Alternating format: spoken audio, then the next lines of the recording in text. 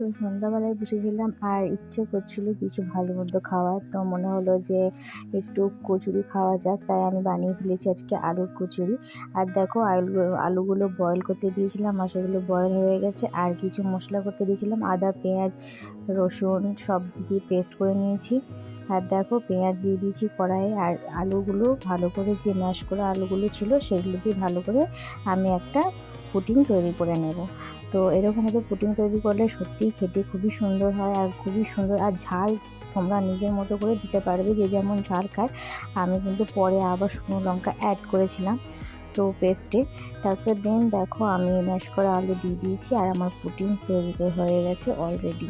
তো তোমরা তো জানোই আমি একা হাতে ভিডিও করি, তাই জন্য একটু ভিডিওটা কাঁপছে, তোমরা একটু অ্যাডজাস্ট করে নিও।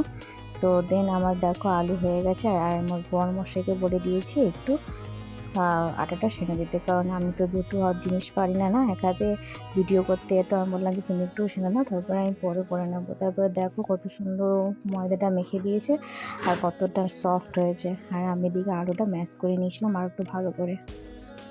তো দেখো আমি এদিকে লই করে নিয়েছি আর এদিকে তেল গরম হয়ে গেছে, তো আমি দিয়ে দেবো এটা তেলে।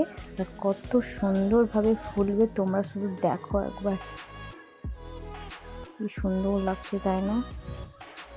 তো তারপরে দেখো কত সুন্দরভাবে ফুলে উঠেছে। তো আমি ভিডিওটা তার পারছি না করতে, তো আমি লাস্টে দেখাবো কেমন হয়েছে।